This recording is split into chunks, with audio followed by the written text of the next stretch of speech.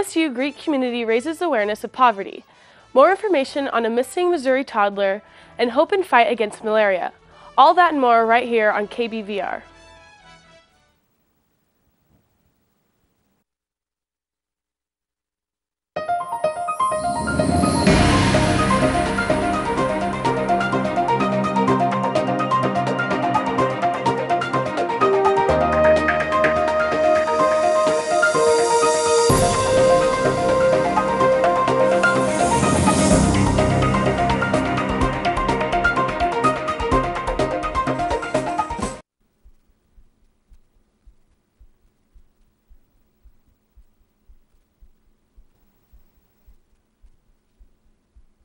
Good evening, Corvallis, and welcome to your Tuesday night edition of the Beaver News. We're glad to have you with us. I'm Mackenzie. And I'm Janessa Kirk. Last night at 7 p.m., Oregon State University's Socratic Club hosted 4 guest speakers to discuss the end of the world in a full Gil Finn auditorium. According to Kim Kenny of the Daily Barometer, the debate was formatted to allow each speaker 10 minutes to express personal views, followed by 20 minutes of discussion, during which speakers addressed questions to each other, and 45 minutes of audience questions and response. The first speaker of the night was Gary Ferngren, a professor of history at Oregon State University. He discussed biblical prophecies of the future and gave examples of self-proclaimed prophets who were convinced that Jesus Christ would return during the 19th century, which ended as a great disappointment to many believers. Nicole von Germatin, an associate professor of history at OSU, discussed the popular prediction of the Mayan calendar that the apocalypse will be coming on December 21, 2012. Von Germatin explained that brief inscriptions on the lost Mayan monument found in the 1960s are the, quote, sole piece of evidence to support this theory, end quote. The next speaker was OSU's professor of philosophy, Alan Thompson, who discussed apocalyptic claims of environmental disasters. After the speakers were finished, audience members were given 45 minutes to ask questions, prompting the formation of 2 lines at the microphone. OSU Greek Life is doing their part to help raise awareness and reduce the effects of poverty in our community. Poverty Awareness Week started yesterday and will run until Friday. Each day from 10 a.m. to 4 p.m., there is a booth set up in the Memorial Union Quad accepting specific donations. Yesterday, they were looking for clothing donations.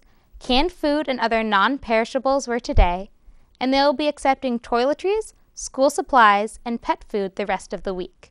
The beneficiaries of this drive include the Jackson Street Youth Shelter, the Lynn Benton Food Share, Community Outreach, the Heartland Humane Society, and local schools. According to Panhellenic President Katie Bullard, quote, we always do a Greek life philanthropy, although this is our first specifically to raise awareness of poverty, end quote. OSU Greek Life has also turned this good cause into a competition to create incentives for their members. The individual sorority or fraternity that donates the most total items will be given $600 towards their annual philanthropy. Bullard added that each spring term, OSU Greek Life also organizes a softball game against the Corvallis Police and Fire Department to benefit the Lynn County Special Olympics.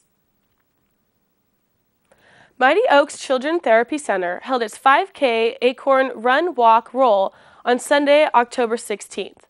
It took place at Willamette Park to raise money for their nonprofit organization programs. There were about 150 participants, including runners, walkers, and wheelchair users, that turned out to the event to support Mighty Oaks. According to Alex Hilborn of the Daily Barometer, after completing the course, racers could enjoy a healthy snack or get their faces painted by a volunteer clown while listening to upbeat music. Participants who came in first in their age and gender category received a medal to commemorate their accomplishment. A finalist ribbon for hard work was given for all children under the age of 9.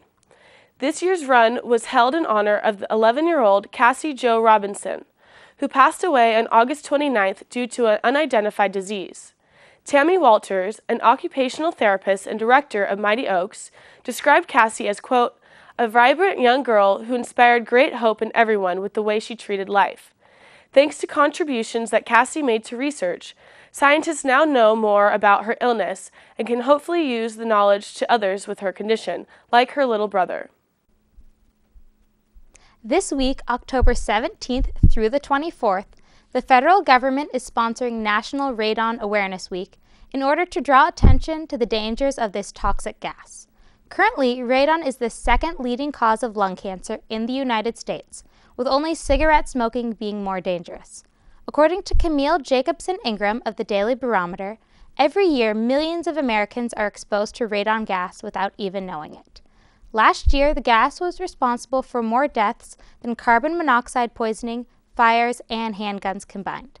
Brett Sherry, the program manager for the Healthy Homes in Schools program, supports the push for greater awareness of this invisible killer, saying, quote, "Radon Awareness Week helps to educate the public about the hazards of radon gas.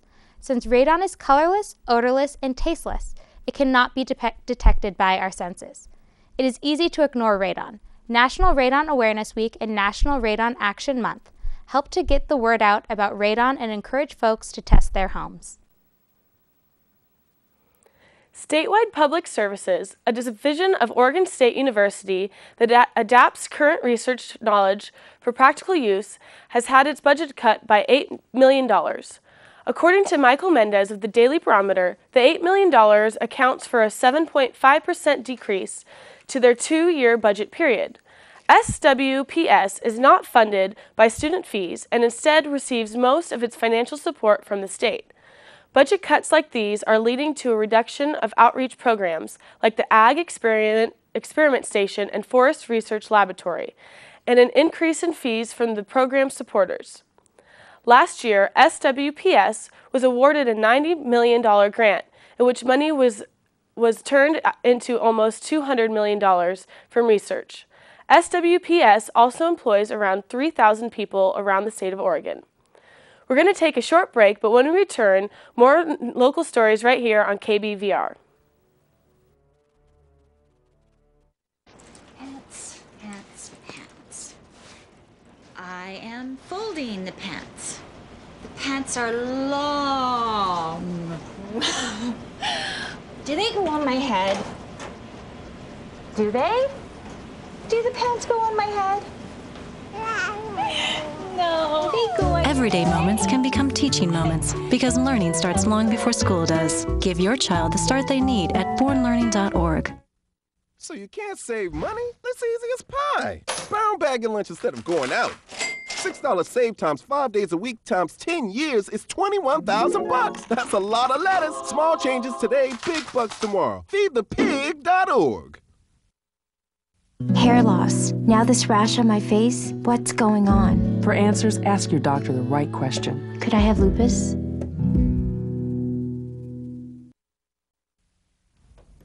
Oh, those boys are much too much.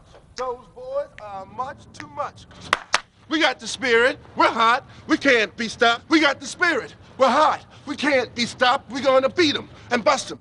The smallest moments can have the biggest impact on a child's life. Let's get a little bit rowdy. R-O-W-D-Y. Take time to be a One dad more today. time. Oh, those boys are much too much. Those boys. When I have an asthma attack, I feel scared. Sometimes my parents have to take me to the hospital.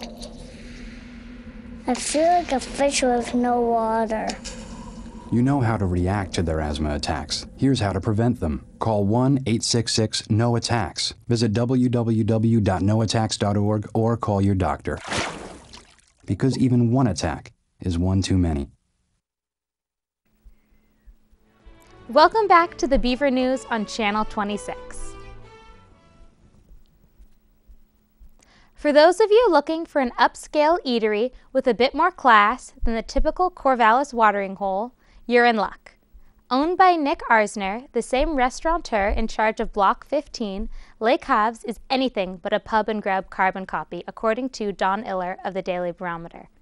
Located on Southwest 3rd Street in downtown Corvallis, the menu features mussels and pommes frites, or French fries for those of us not studying French, Dungeness deviled eggs, and gourmet burgers, among other things. In addition to the food, Les Caves also hopes to become known for their selection of beer. They currently have 16 beers on tap, as well as over 100 different types of bottled beer. Keep in mind, though, that with the upscale menu and atmosphere comes an upscale price tag. Charles Ramsey, Philadelphia's police commissioner, said today, quote, "More victims could emerge in a case involving 3 people suspected of locking 4 mentally disabled adults in the crammed sub-basement boiler room of a Philadelphia apartment building. We don't know the extent of this.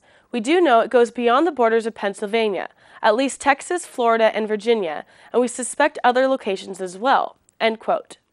According to CNN, the case began over the weekend when 4 disabled individuals were found locked in a basement with no food and only a bucket for a toilet. Police said one of the 4, Derwin McLear, was found chained to the boiler. Philadelphia police said Sunday the 3 suspects, Gregory Thomas, 47, Eddie Wright, 49, and Linda Ann Weston, 51, are now facing criminal charges including criminal conspiracy, aggravated assault, kidnapping, criminal trespass, unlawful restraint, and false imprisonment. The police are also investigating whether the victim's Social Security checks had been stolen. When Weston was arrested, she had identification documents for about 50 different people, including Social Security cards and court documents giving her power of attorney. Police believe there are, quote, "a strong possibility that there are other victims," end quote, because they are unsure exactly when this imprisonment began, but believe that Weston could have been involved since the late 90s. U.S. Immigration and Customs Enforcement Agency, or ICE, announced today that a record number of nearly 400,000 individuals were deported from the United States this fiscal year. Of those deported, 55% had been convicted of felonies or misdemeanors, and 89% increased from 3 years ago. According to ICE, quote, "This includes 1,119 aliens convicted of homicide, 5,848 aliens convicted of sexual offenses, 44,653 aliens convicted of drug-related crimes, and 35,927 aliens convicted of driving under the influence," end quote. CNN reports that the Department of Homeland Security recently announced last month that the government would review about 300,000 deportation cases pending in federal courts. While those considered lower priority cases, cases involving individuals not considered violent or dangerous, would be suspended for the time being. Even with this new criteria, the American Civil Liberties Union responded by saying, quote, "Those record-breaking deportation numbers come at a time when illegal immigration rates have plummeted. The undocumented population has decreased substantially, and violent crime rates are at their lowest levels in 40 years, end quote. The ACLU also added that large-scale deportations are creating nationwide devastation to Latino communities. Today marks the 32nd day of the global momentum of Occupy Wall Street, and protesters are showing no sign of losing steam. According to CNN, volunteers sorted donations in Lower Manhattan as dozens of boxes flooded in for the demonstrators. Corey Thompson, a participant of Occupy Wall Street, stated, quote, "This is what it's all about. Occupy Wall Street is about coming together and supporting one another. We're getting it from around the country, around the world," end quote. The supplies are being sorted at the United Federation of Teachers storage facility, and their shelves are filled with clothes, blankets, potato chips, and canned goods. It's time for another break, but when we return, we have your remaining national stories for the evening, so keep it right here on Channel 26.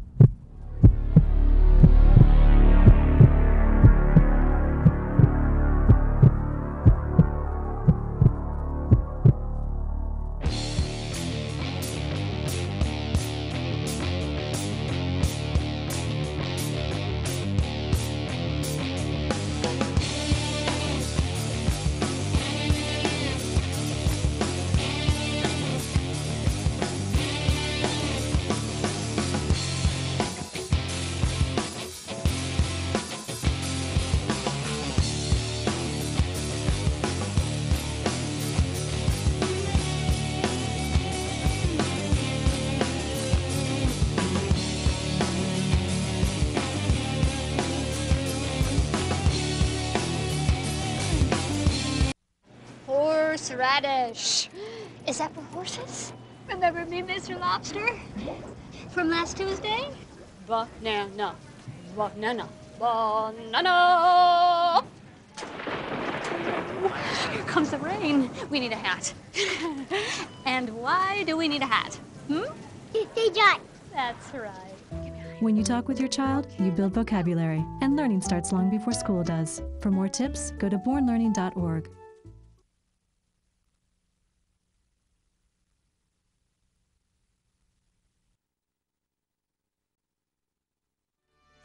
Welcome back to the Beaver News live on Channel 26. Deborah Bradley, the mother of Lisa Irwin, an 11-month-old infant that has been missing for the past 2 weeks, recently admitted that she was intoxicated when her daughter first disappeared. According to CNN, though Bradley originally told authorities that she last saw her daughter at 10:30 p.m. on October 3rd, she has now corrected her statement to place the last sighting at 6:40 p.m. Lisa was reported missing at 4 a.m. the next morning when her father came home to find the door unlocked, lights on, and a window that had been tampered with.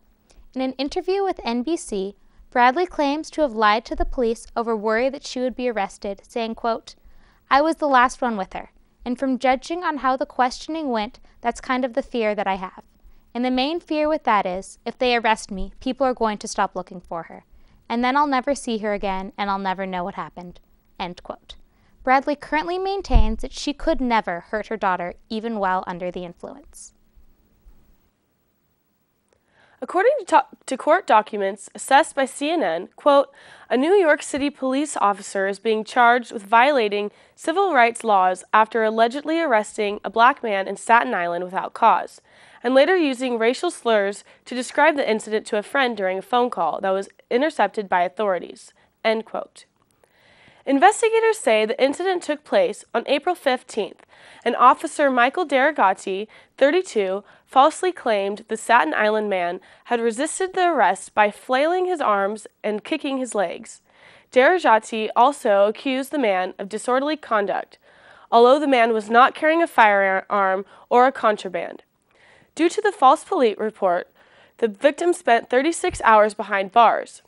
According to the release, if convicted on the civil rights charge, Derogati could now be facing a maximum of 1 year prison sentence and a $100,000 fine. Investigators have also intercepted at least 12 phone calls between Derogati and friends or relatives in which he used derogatory terms to refer to African Americans. The 18-member Iowa GOP Central Committee has currently set a tentative date of January 3rd for their state's political caucus. According to CNN, based on laws and tradition in Iowa, the Hawkeye state typically holds the nation's first Republican caucus, causing some to wonder if they would schedule as early as December in order to keep that distinction. This race to set a date is based partially on Florida's decision to schedule their caucus on January 31st. GOP rules dictate that Iowa, New Hampshire, Nevada, and South Carolina are allowed to hold the first caucuses. South Carolina has scheduled theirs on January 21st, with Nevada choosing January 14th.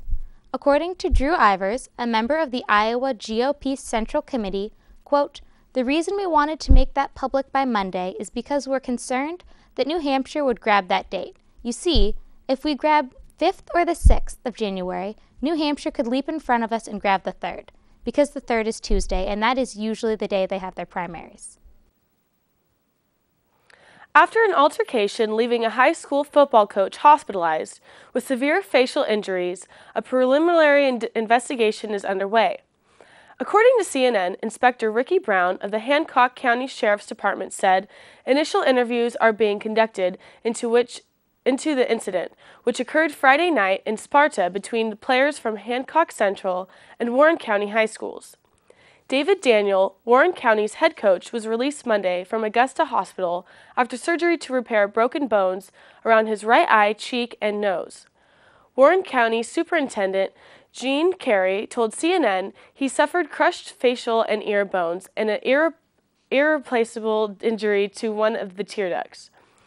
Carey also stated that Daniel was struck on the side of the head by a helmet while trying to intervene in a fight, which occurred after the Warren County, the visiting team, defeated Hancock Central 21-2.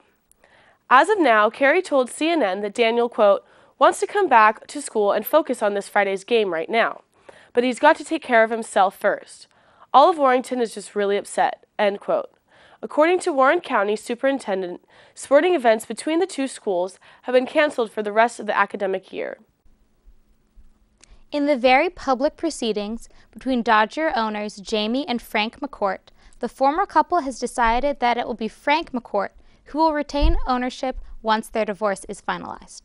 According to CNN, though, after Frank McCourt placed the team in bankruptcy, it will now be up to a judge to make the final ruling. Frank McCourt initially tried to pay off his team debts through the $3 billion sale of media rights to Fox Sports, but was blocked by Major League Baseball Commissioner Bud Selig, saying that he couldn't approve of a plan, quote, structured to facilitate the further diversion of Dodgers assets for the personal needs of Mr. McCourt, end quote. Instead of the media deal, Selig has suggested that the team be sold off in order to cover its debts. Selig has also placed a monitor to oversee the team's business operations this year. We're going to take one more short break, but we'll return with your international stories for the evening. Stay tuned.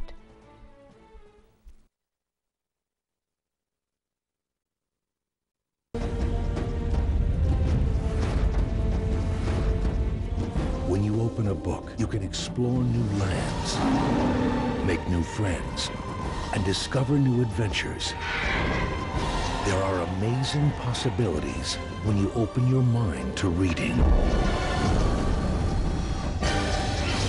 Explore new worlds. Read. Just put your hands up, TV land. Yo. Paradise is lost, I'm paralyzed by the imperative cause. She's sharing a coffin with the gods that I've crossed, and day by day I'm looking for another outlet. I shout, but I've yet to be heard. The fear of flying, broken wings of a bird. The feelings unnerved, absurd with my words. A pseudo-intellectual that's just dying to serve. A fallen angel, fate filled with flaws and misfortune. Claw marks on the side of the well. The people attempts to torture. Swords drawn to the necks of the demons. Another metaphor, me just trying to protect all my feelings. The criminal dealings led us to the brink that's demonic. Born an angel, but I bring it back a plate that's bubonic. A prophet like the narcotic product you got up in your pocket with more shock value than an electrical socket. The angel act, I dropped it like the sword of that to Loki. So while you're on your deathbed, speak those words that you told me. Come on. You told me, you told me, you told me. You told me, you told me, you told me. Heart disease must for 5,000 miles average. If you're in danger of losing your home to foreclosure, call today, because nothing is worse than doing nothing. Have a banana. Eating well and playing go together like best friends. You better believe it. With the food pyramid, the bare necessities of living healthy are easy. Bare necessities, the simple bare necessities. So eat right. Be active. Now move. That's it. And don't forget to have fun. That's the way to be the best. You're such a fun balloon. At anything you do. You can go to mypyramid.gov to play some games and find out more. Welcome back to your news live on KBVR. U.S. Secretary of State Hillary Clinton visited Tripoli, Libya today, and according to CNN, met with officials of the National Transitional Council and visited those wounded in the recent governmental overthrow. After 6 months of battles, the NTC fighters toppled Gaddafi's 42-year government in August. Gaddafi, his son Saif al-Islam, and his brother-in-law and intelligence chief Abdullah al-Sansui are now fugitives wanted for war crimes. When asked about Gaddafi, Clinton told reporters, quote, "We hope he will be captured or killed soon," end quote. Though she acknowledged that progress cannot be made while fighting continues, she is encouraged by what has been done so far to mend the country of Libya, and wishes to see more done to give women of that country equal rights. A clinical trial in Africa is providing scientists with hope that they may soon have a vaccine for malaria. According to CNN, the trial involved 15,000 children from 7 different African countries and has provided data that the vaccine, known as RTSS, could reduce the number of malaria cases in half. The same research group is also running a similar study on infants aged 6 to 12 weeks, with results expected next year. According to Dr. Mary Hamill of the U.S. Centers for Disease Control and Prevention, and one of the lead investigators for this study, quote, "Scientists have been working to develop a malaria vaccine for 40 years, and these findings show that we are on track for development of a vaccine for African children, those who need it most," end quote. Because the immune systems of children are still developing, they are most susceptible to the disease, with those under the age of 5 accounting for the vast majority of the 800,000 people killed each year because of malaria. After more than 5 years in captivity, Gilad Shalit was reunited with his family Tuesday. Looking pale, thin, and emotional, he now faces what is likely to be a bewildering few days, weeks, and maybe months as he readjusts his life of freedom. According to CNN, based on the experiences of other captives, he still has a long journey ahead of him, even with his newly acquired freedom. Shalit was only 19 years old when captured in June 2006, and after the 5 years spent in captivity and isolation, his story has been in the limelight and now faces a barrage of media attention. After his release, Shalit said to an Egyptian interviewer that he had missed his family, his friends, and interacting with normal people. His father, Noam Shalit, told reporters that his son felt good but was suffering the effects of his captivity, including poorly healed shrapnel wounds and a lack of sunlight. And having spent so much time isolated from his home, his language is finding it difficult to adjust to his new notoriety. Following a 19-day kidnapping ordeal, 10-year-old Nahora Valentina Munoz was returned to her home and her family last night. This kidnapping drew national attention because Nahora is the daughter of the mayor of Fort Toole, Colombia. CNN reports that there are still many questions unanswered, including the motive for Munoz's capturing. She has been unable to identify her captors at this point. Though the country's two largest guerrilla groups, the Revolutionary Armed Forces of Colombia and the Zapatista Army of National Liberation, have been known to target political and local figures, both are denying involvement. Nahora spoke to the media today saying, quote, "I was very happy last night, and I am still happy. Sometimes I was scared, but I had faith in God and knew that everything would end out all right." Nahora also told reporters that she was treated well and given food. L'Oreal heiress and France's wealthiest woman, the 88-year-old Liliane Bettencourt, was placed under the guardianship of her grandson on Monday. According to CNN, it was Bettencourt's daughter, Françoise Bettencourt-Myers, that opened the guardianship hearing last year after fearing that her mother was no longer mentally competent to handle her affairs alone. Though Bettencourt-Myers believes that guardianship is in her mother's best interests, Bettencourt herself wants to remain independent and told reporters prior to the ruling that she was trembling at the thought that the judge would rule her in favor of her daughter. Bettencourt and attorney are currently deciding whether or not to appeal, but are asking for judgment for suspending for now. That's all the news we have for you tonight, but be sure to tune in tomorrow at 7 o'clock for more local, national, and international right here on KBVR.